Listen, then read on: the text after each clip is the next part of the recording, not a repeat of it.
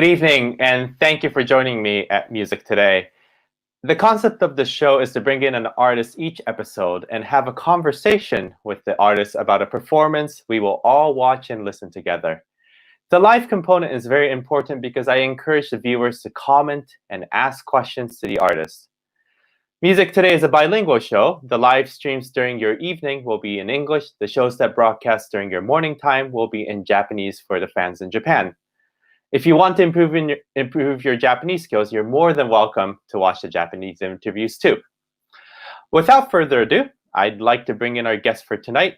Since I cannot hear you applaud, please do me a huge favor and use clapping emojis, or you could write clap, clap, clap to get the party started. So please welcome our special guest, Michael Christie. Hello. Great to see you. Great to see you. Thank you so much for being on the show. It is a pleasure to be with you. I'm coming to you from Minneapolis, Minnesota. Oh, very, very.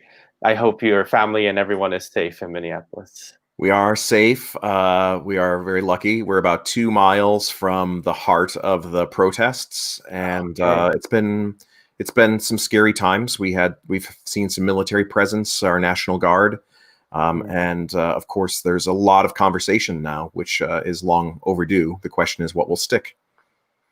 Yes, very much so. So for our viewers, just a little background information of me and Michael. Michael is that when I was a student at University of Arizona back in 2008, 9, 10, around there was an audition for the Phoenix Symphony and the Phoenix Youth Symphony. And then I was one of the 4 finalists that was invited, and then Joey Young, a dear friend of mine, won the assistant conductor or resident conductor. I forget what the real title is, but staff conductor for the Phoenix Symphony, and then I became the music director for the Phoenix Youth Symphony, which was our first very much encounter. Indeed. And I lived in Phoenix and went to many of Michael's concerts, and then we have sort of like a common denominator because I worked at Arizona Opera also, and then you went to the opera field with Minnesota Opera, right? And then my CEO at Arizona Opera, Ryan Taylor, also went to your company. So we have sort of this Arizona. You keep bringing people to your way, and which is wonderful. Yeah. It's been really fascinating to have a foot in both the opera world and the symphony world. For people that I think you probably would share this, but for people who can understand the substantial differences between the two worlds, it's extremely gratifying. If you don't get it, boy, it can be quite a tangle if you're not really ready to operate in the streams of existence of those separate genres. Definitely. And then there's also, we could touch on this a little later, but this idea in the US, especially with conductors working in the US, that they're either opera conductors or symphony conductors or ballet conductors. And the pigeonholing is crazy. It is crazy. And when you go to Europe, that wall doesn't exist. But we'll get to that later. Okay, fair enough. We have several people already watching and saying hello, with Christian Fatu, and saying hello. Member of my orchestra in California, Christian. Great to see you. Fantastic. It's interesting. We share Christian in some ways because I had an opportunity to work with Christian in West Virginia Symphony when his family used to reside there, and so it's great to have him there. I also have several people who. This is Dave is a member in the Savannah community. He's a radio host and lover of new music, which today we're going to touch upon. So I'm glad that Dave is here, and several other musicians across the country are here. So let's talk about Silent Night. Sure. Tell us about this piece. Wow, what a great opportunity. In about 2010, I was already working at the Minnesota Opera, and the company has a tremendous history of creating and advocating for new work in the opera field. And its great artistic director, Dale Johnson, had a driveway moment, as it's called, where he heard music as he was driving in his car, and he couldn't get out of the car until it was done playing, and that was to a symphony by Kevin Putz. And from there, the conversation then went from getting Kevin, who had never written an opera before, and the librettist Mark Campbell together to work on the operatic treatment of Joyeux Noël, which is an Oscar-winning documentary. I highly recommend people see it. It really brought back the very specific telling of the story of that Christmas Eve armistice, which we've now know happened all around the front line. It wasn't just this one place. It happened dozens and dozens of locations. So the opera is, it's like a film, actually. Small scenes, and you just go from one scene to the next. There are 3 bunkers: the Germans, the Scots, and the French. And they're occupying a small battlefield in their trenches around this no man's land. And the opera is set up around there. They wrote in a woman into the plot so that there's that dramatic tension. Kevin just really nailed the marriage of stage and music. This is what really distinguishes him in the field now. He's just a man of the theater. And when we were in the staging rehearsals and we were in the workshops, he would be the first one to say, "Oh no, I see why that music doesn't work there because of this, this," or, "Oh right, that person has to travel across the stage. I need to get them across that area musically." It was amazing. And so what we're going to see is the sleep chorus is a moment where the three camps, the Germans, the Scots, and the French, post-battle, are sleeping. And we are starting to really get the idea that we're going to learn about the individual narratives of these characters and the fact that they are husbands, fathers, all these normal things. So the sleep chorus, I think, just really shocked the audience at how uplifting, how gentle it was in the midst of the big battle storms. Fantastic. Let's take a quick listen.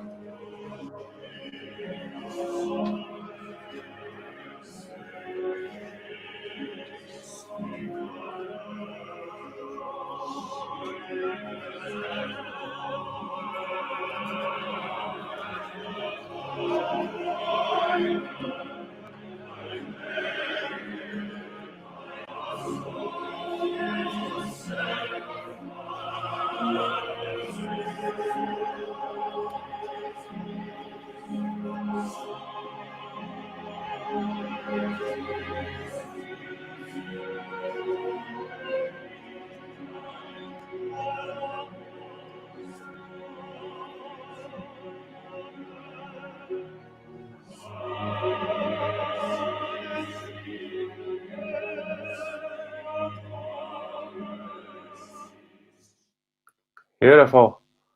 Wow.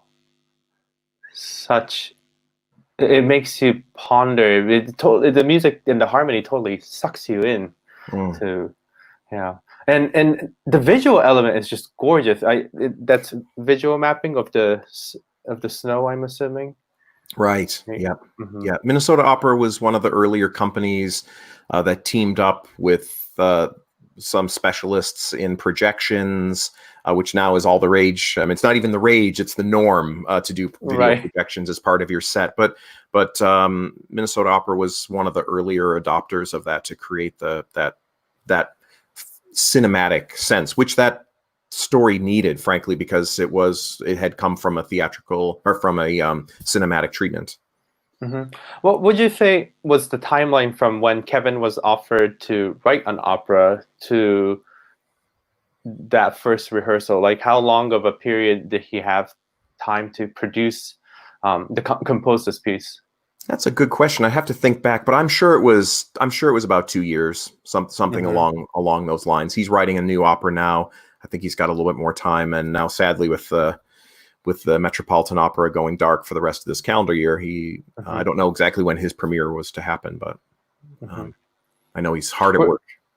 Were you part of the I'm assuming the very first revisions of the opera, the score, or were you just given the vocal score and the orchestra score, already made? No, it was one of the great things that happens at Minnesota Opera. They budget for and plan for in their calendar the workshopping of an opera, so that each act has its own separate session. We have singers there. We go through the scenes. The stage director's there. The librettist is there. The team is there, and we start cutting and pasting and moving this around, moving that around. Then there's the next act some number of months later, and then a period of time goes by, and then the orchestra has a workshop, and that's where we all get to hear how the orchestration is going to work. And with this piece in particular, you could just feel session after session. It was just this bloom happening. It was amazing. What would you describe the journey from, like, when you first received the score and your first impression of it, and then your impression after you have done your first performance or your first run of it? Of that particular piece? Well, the music of each scene is very distinctive. And so I think for me, it was just really understanding the character of the music of those scenes. And I think the biggest journey for me being part of that process and living with the piece with the composer was just realizing that because something is new or contemporary, it's not brittle. It is malleable. Those little dots that are on a piece of paper that we call music are this representation of what the music could be. And so I took away from that experience, and then into future opera productions or even symphonic productions, more courage to have humanity be in all music, whether it's modern or even Mozart, so that we step away from that as a quarter note. It must be this duration. Yes, it's a quarter note, but it's the end of a phrase, or it's just a representation of sound in time. And so it really changed how I would have been taught to especially engage with new music, which is always very tidy. It's 1, 2, 3, 4, and the rhythm's all this. And of course, a lot of that is very true to a certain extent, but there's also groove, and there's also it's not just precision. There's more about the feel and that just that touch, which I was thrilled to be reminded of that. Because I think there are stereotypes about how we perform certain music, and we sometimes, I think, we forget that the composer made dinner and slept and went for walks and stubbed their toe, and they were human beings living at the time that they were living a full human existence. Well, it's music is life, and it is our responsibility as interpreters of music that we bring out the characteristic, the journey, the story that is written in the notes. And with the greats of the composers that have already passed, there's I always have this battle of, like, I wish I could just text Beethoven and ask him. Yes, but we can't, right? So we are completely forced into going into this fantasy world of imagination, but then when it comes to the new music and with the composers that are alive, we have this great opportunity to ask them all the answers that we always wanted. And there by is, and large, I would say the composers say, do it like you feel it. Just do the music. And so many times I've asked composers in interviews and other sessions, what is it like to give your music to a performer to perform? You're no longer the only arbiter of the interpretation. And some of them say it's nerve-wracking and it's scary, but that's what it's about, is about somebody taking their concept and making a conception of it. And so I've just always been really inspired by that. And I think there's always clues. So for example, with Mozart, if you get to know the Mozart operas, you'll never conduct a Mozart piano concerto the same way. Once you know the operas. Yep. And if you really get into the recitative of a Mozart opera, you'll never view the aria as just this pristine moment that has to be separate from the action. It's all intertwined. How you make that connection happen is the tricky part. Yes. But we do, I think, especially in our lingering recording age, have a tendency to go for just very, very clear, very accurate. And I think you can still be clear and still have sensation in the music. And I think that's what I've learned over these 20 some odd years.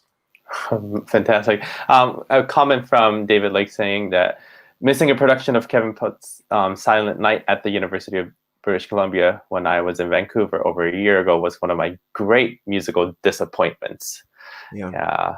It's such a great opera. I've had the opportunity to see a production, and it's amazing. What was a really special memory for me was I remember in Philadelphia was the second company that put it on, and the configuration of the pit was such that there were people right behind me in a way that the camera the backstage camera that is on the conductor in the pit, it was focused in such a way that there were 3 younger women that were in that front row, and they were, and I remember somebody took a camera of a video with with their phone, and you could see them looking at each other and then looking up, and then just tears coming down, and I heard them crying behind me. But then I heard and somebody said, oh yeah, those seats were turned in, and those people that took those seats got rush seats. They walked in just moments before we started. So it was possibly one of their first experiences with any kind of opera. So yeah, there's little things that happen in life that are like that. You just think, right, and that's why we're doing this. Exactly. So 2 seasons ago or 3 seasons ago, one of the performances I really wanted to catch was The Revolution of Steve Jobs by Mason Bates, which you conducted the world premiere at Santa Fe Opera and also won the 2019 Grammy Best Opera Recording. Right. Tell us about this opera, which is just amazing. Yeah, that was a really interesting experience because we were presenting a certain perspective on a person that has been very recently in our lives and whose devices continue to inform our life and be part of our hourly, if not minute by minute existence. The basic plot of the opera is, how could the person who makes it possible for billions of people to be connected in an instant struggle so much to connect with the people around him? And so actually the way it was constructed by Mark Campbell again is a similar way to Silent Night. These kind of short scenes woven together, not chronologically. And then again, another man of the theater, Mason Bates, as composer, just really understood how to capture the character of the people on stage, the trajectory of the action that was happening in the libretto, this and do that for the people on the stage as well as in the pit. And frankly, I think this is one of our biggest challenges in opera right now, is to find a way for the instruments in the orchestra to be part of the telling of the story and not just a motor, which I think happens far too often. But both Kevin Putz and Mason Bates really have found very specific and very individual to their style ways to bring all sides of the opera world together musically. It's really remarkable. Both operas have tunes like it's so cliche to say that. Is it a tuneful piece? Is it not? In some ways, yes, both pieces are. Some ways they're not. But they're very the way they tell the story musically. It just works. There are arias. There are I'm not ensembles, etc. I'm not sure if it's cliche though, because the tunefulness is like it's a great thing. You know. Oh, We I love think it's tunes. fantastic, but you know, Yeah. some people will view that as not being kind of perpetually in torment, which you know sometimes I see. new music can have that. So anyway, I disagree with that, but Yeah. So, some people like tunes and some people don't. I'm on the camp that likes tunes, and you know, I like to be able to hum that song after it's finished. So well, it just comes. Their music comes yeah. from the heart. Every Yeah. composer's music comes from the heart. Definitely. But as I said at the beginning, it's just like conducting opera versus symphony. Composing for voice and orchestra, or ensemble, or chorus with orchestra, it takes a very special touch and a very special way to express your musicality through that theater. Most definitely. Quick question before we listen to the music. Why is there parentheses around the R? Oh, right. Well, because Steve Jobs was a revolutionary, and if you take away that R, the story is telling of his evolution, because it truly does take us from his evolution as this hard-hitting youngster who just would never take no for an answer until he recognized the end of his life. That makes sense. All right, let's take a quick listen.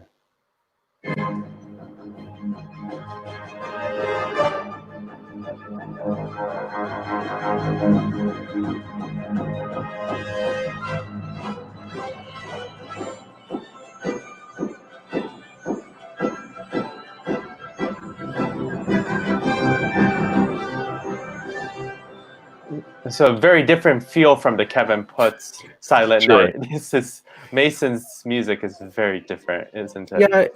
Yeah, it's very different. But you know, it's funny. You know, there's a part in Silent Night that also has that kind of building up. There's a scene just before the three generals are shown that we just in amongst ourselves we call that the Batman moment, the Dark Knight Rises moment. It's such an iconic Steve Jobs look, right? That black turtleneck. Exactly.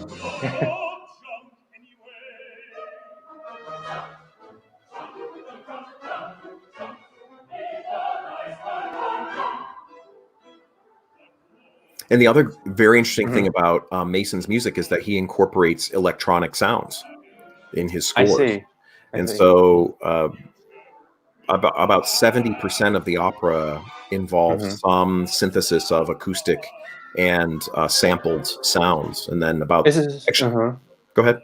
Is a electronic sound coming on stage, or is it coming out of the pit? It was coming out of the pit speakers. It was a mix.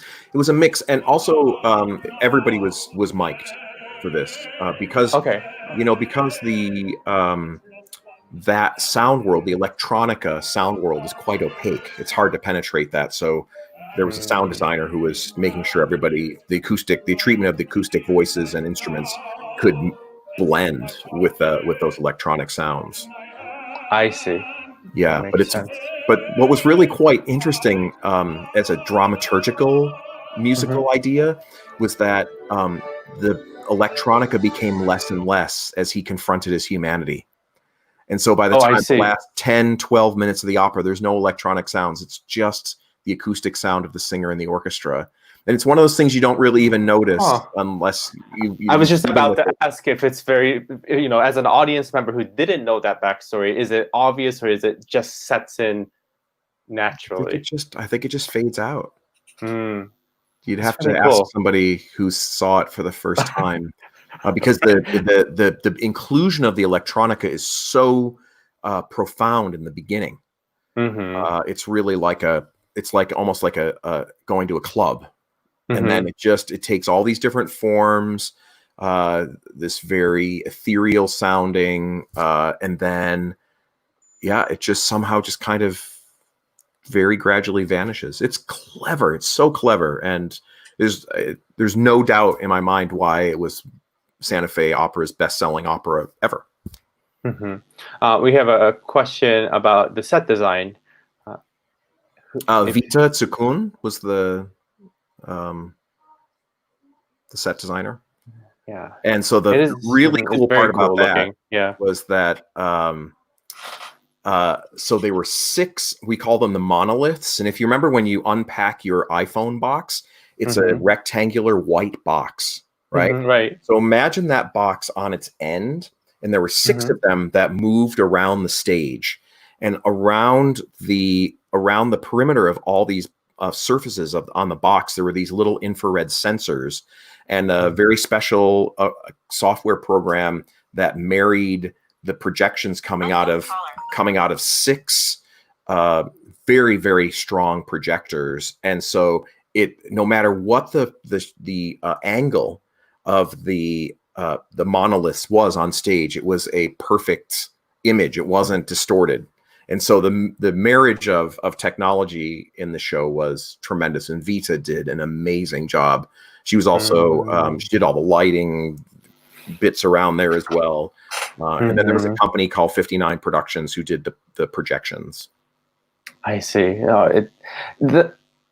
Even though like the norm is now doing these visual projections, it just adds such a cool effect that we're even though it happens all the time now, I love the projections, and you can do so many different things with it now. So yeah, it does add a lot of depth. It adds a lot of depth in a set. But then then sometimes an opera company will bring out an old production with painted drops, and then you think, oh right. So we kind of went through this thing where it's like painted drops was the big thing, and then we went away from that, and then it was just kind of set pieces.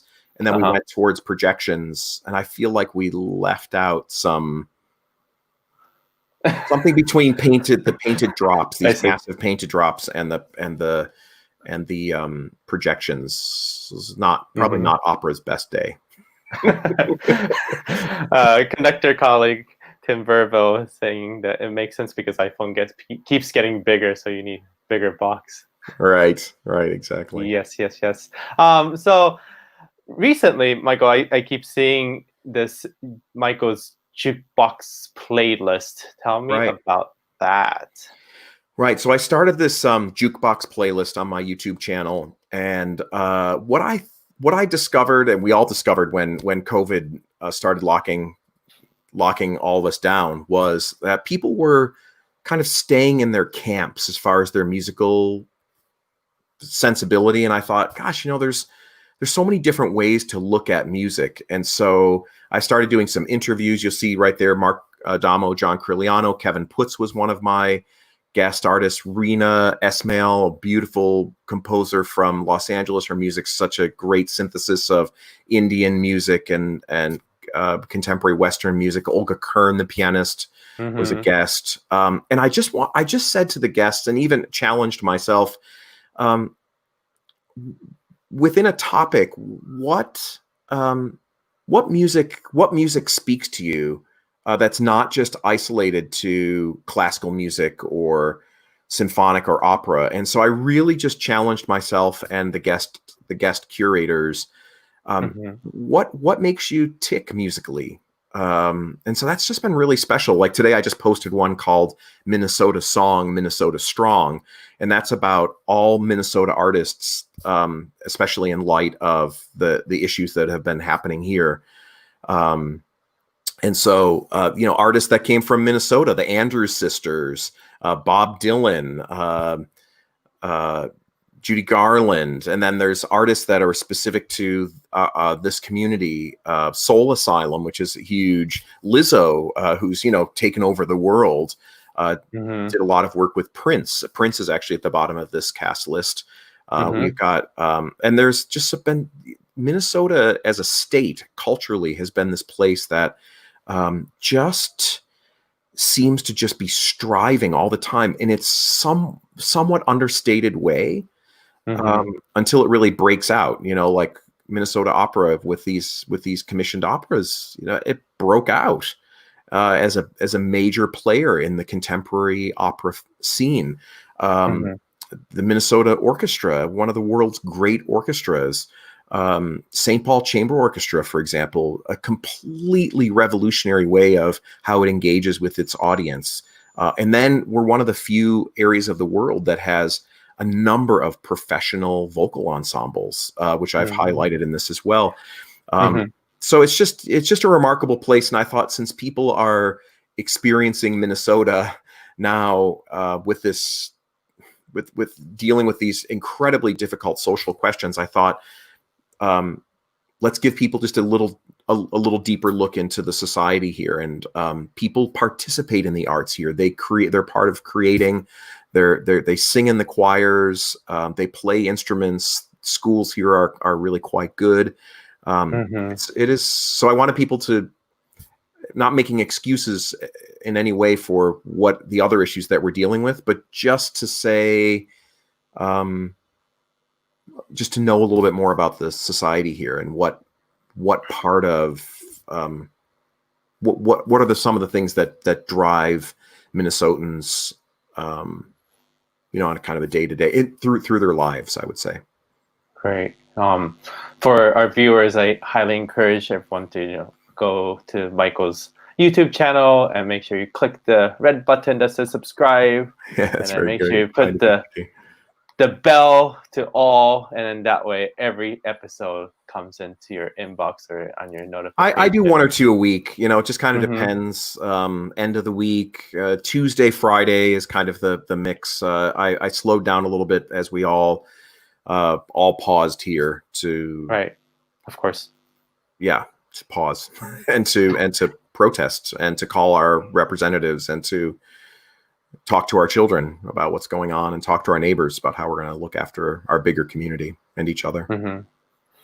So my next question is, you went from becoming chief conductor of the Queensland Orchestra, then the music director for Phoenix Symphony, Brooklyn Philharmonic, Colorado Music Festival, Minnesota Opera, and now you're the music director for the New West Symphony in California. So you've been music director for 20 years. And I was wondering what the word music director means to you. And then I'm asking this from a person who, I just got appointed music director in Savannah Philharmonic. So I'm starting my first real season coming up. And so from someone who has been a veteran of being a music director, share me your wisdom. What is it? What does this word, how does it ring to you?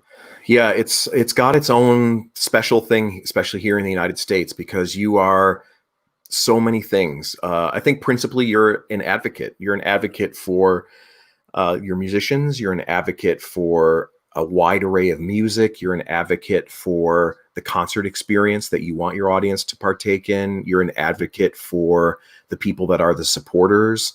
One thing I was thinking about is that when I got my first music director job in Boulder, Colorado, the Colorado Music Festival, one of the board members, we were both getting into our cars, leaving an event with some supporters, and I was talking about the things I wanted to do. It was probably my second season or so, and I'm really thinking about this kind of piece. I'm really thinking about this kind of thing. And he said, "Hey, Michael, before you go, let's have a little chat."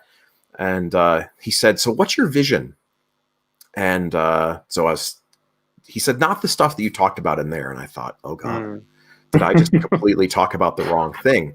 And it was just one of these things, I'll never forget that conversation. And I've thanked him many times for that, because it made me, first of all, it reminded me that no one really trains us to do these jobs. And so there's not really a textbook on what a vision, an organizational vision is. Right. No one teaches us that. And there are no books about it. It's actually interesting how we go through all these trainings of how to become a conductor, but not about once you land that job. Correct. I'm actually thinking at some point I will write like a American music director's guidebook, because I think this thing about vision in particular is really crucial. So the vision that I talk about now are the 3 E's: engage, enlighten, and entertain. And I think those 3 E's are really important because you can put, not every piece is going to be entertaining. Not every piece is going to allow you to engage. Not every piece is going to allow you to enlighten. But within your concert format, or within your season planning, I feel like you should be able to check every concert against those 3 E's.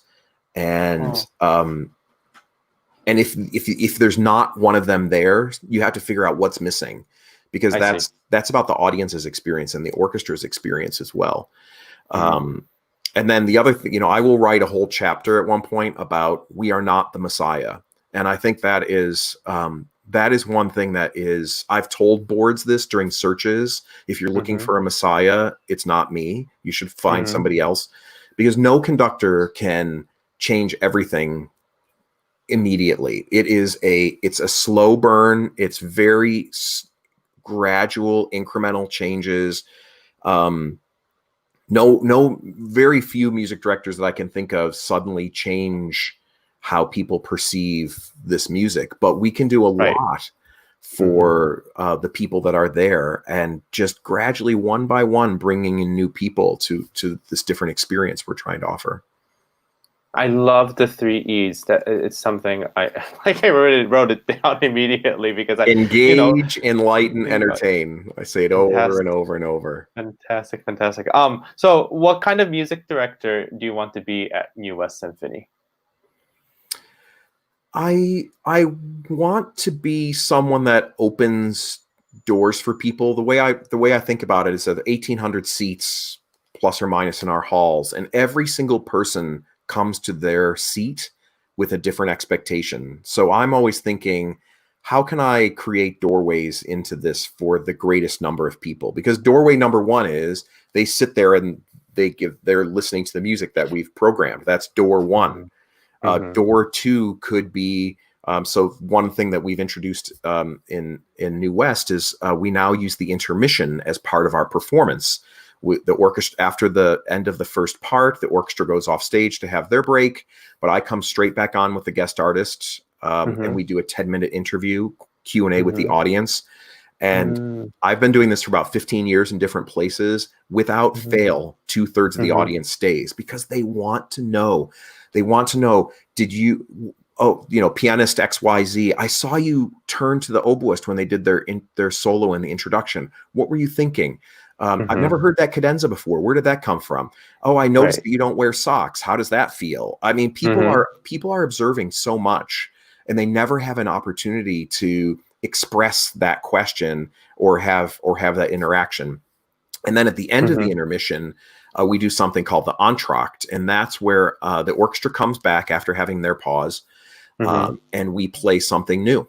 It may not be commissioned, but it's a short piece between 4 and 8 minutes. It can be different size ensembles, full orchestra, string trio, whatever it is, but it'll be a piece that's never been performed by the orchestra and most likely not heard by the audience. And we have virtually 100% attendance for that, because what I've said to the audience is none of the intermission is obligatory. You can go off and have your wine and all this stuff. One logistical thing that this plan does is actually cuts the bathroom line in half, because some people stay and listen to the talk That's very good come back. But I was particularly amazed that the vast majority of the audience stays or comes back for the new piece. It's curated. I'm thinking very carefully about the audience when I pick those pieces, those composers, the style of music. Some of it is directly related to the program, and some of it's a total non sequitur, just completely different. And so I feel like, to get back to your question, my goal is to be someone who helps unlock for a patron the experience of being part of live acoustic music presentation, so that I hope that they will start to come more for the experience of coming to the orchestra, maybe even then saying, well, I don't know who that composer is, therefore I won't come.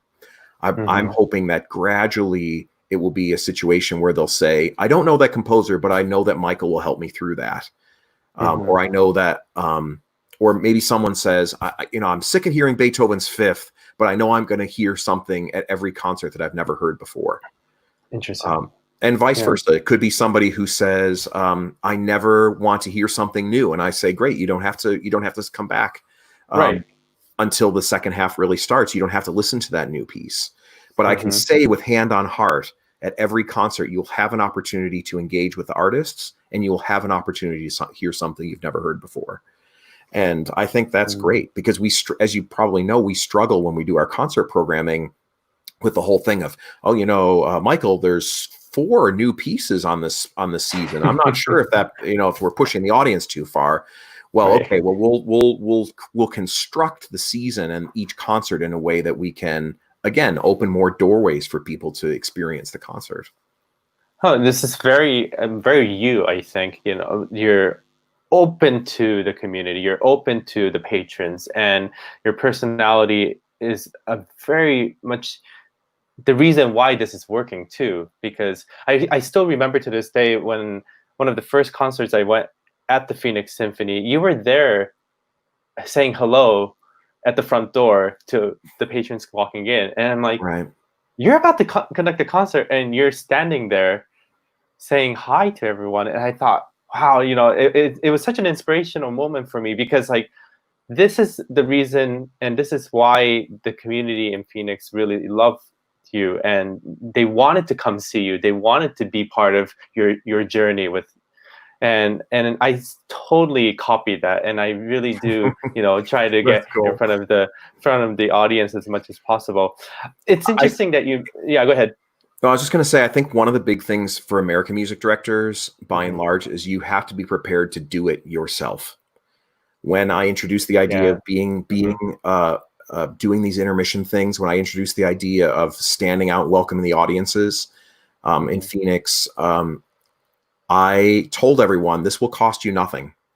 It's on my time, it's my emotional energy, it's my physical energy, and I'll do it. And if you want to enjoy, if you want to come and enjoy the experience of hanging out with your audience, etc., you are welcome. You're not required, but I will do it. And that's, I think, one really important thing as a new music director, is to be ready to, whatever your vision is for stuff, you have to be out there at the front of it, demonstrating why it's important and how you're going to do it. No, this is fantastic. I'm so happy you said that. One of the reasons why, or the reason why I'm doing this music today, was because I did a concert with Tokyo Symphony in March, which it was at the very beginning of this COVID-19 crisis. So the audience, we had to do it without the audience, and it was broadcast live to watch on the internet. And then everyone had the opportunity. It was a free website to look at, but everyone had the opportunity to donate money on spot. And then that video did not go on archive, so you only were able to watch it at that moment. Right. But then that process was really great. So the Tokyo Symphony just a couple weeks ago, 2.5 weeks ago, rebroadcasted that show. And then again, with an opportunity for audience to donate money. And of course, like, I'm not conducting and it's a rebroadcast. So I decided to go online, and everyone's commenting just like today. And I also started to comment and talk about what's happening in this particular moment in the music and how I was feeling. And then for the first time in my life, I was watching a concert of myself real time with audience, like, right. It never happens. It can't really happen. And I think that's such a new way of doing things in this, digital remote work, world. And so that's why I thought, this would be great if I could do something live and watch a performance just like that we did and have people interact with us. And that was the reason why I started doing this. And I thought, you know what, I have time right now. I'm going to do this every day. And I'm going to do it in English, and I'm going to do it in Japanese. Nice. Yeah. Fantastic. I have one comment from Deborah Price that I wanted to share that says, important to provide opportunity for the audience to experience new music, even if they're not ready. Very, very true. Yeah. Very but true. I think taking away the surprise meaning by saying to the audience, there will be something new every time if you want it or not. If you don't want it, you have the opportunity to not. If you're not in the mood or whatever, we offer them that opportunity. But I think it's establishing that path where it's like they know that interview is coming, they know that new piece is coming, rather than it's like, oh, we're in concert 5 of the season, this is where they put the new piece I don't want to hear. It's just a subtle. I think it's a subtle way to address the issue. But I think when it's curated well by the music director, like, this is why I'm picking these pieces, this is why this is important. It's important for me for the composition of that program to be 50% female, 50% male. I would like, when we get back to the concert hall, to be more focused on Southern California composers. So there's a bit of an agenda, which I'll tell the audience about and help them understand why it's important. And then you see what happens. That's awesome. Michael, my final question for you today is that performing music has become such a routine activity for us for so many years. And then all of a sudden, because of this crisis, performing in public, especially for us orchestra conductors, has become extremely difficult. How has your attitude towards music and performing for an audience changed? I think it'll be an easier question to answer once we are performing again. I think it's going to be... I think it's just going to be a process of, feeling that sense of abandon or sense of trepidation, like how we're going to make that work. I feel like we're all going to come back to this in one way or another, more committed to making every concert as good as we can, and every experience as well thought out as we can, because we just don't know. We just don't know if that would ever be taken away from us again. So that's how I've been thinking about it. And I've also been thinking about the fact that we as an industry know how to do concerts in a concert hall. So put that aside, because when we can go back into a concert hall, we can put those programs together in a heartbeat. But it's the online content. This is where the new world is for us. And so I feel like this is where we're all having to learn and grow, and hopefully give each other a little bit of room to make mistakes and to adjust as well. So I think this world that we're in now, communicating with people and having people's routines set up in a way that they can enjoy content like yours, is just, it's just all part of a reimagining of how we go through the day.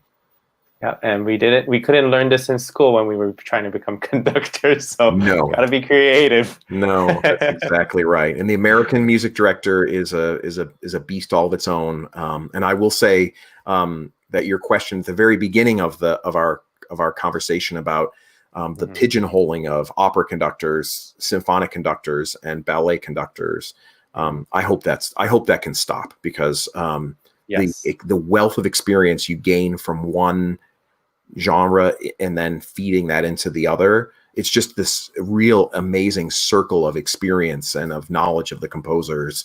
And hopefully the people making those decisions will start to recognize that. Yeah, it's 21st century. We're well-rounded musicians, You got to embrace it. Yeah, exactly.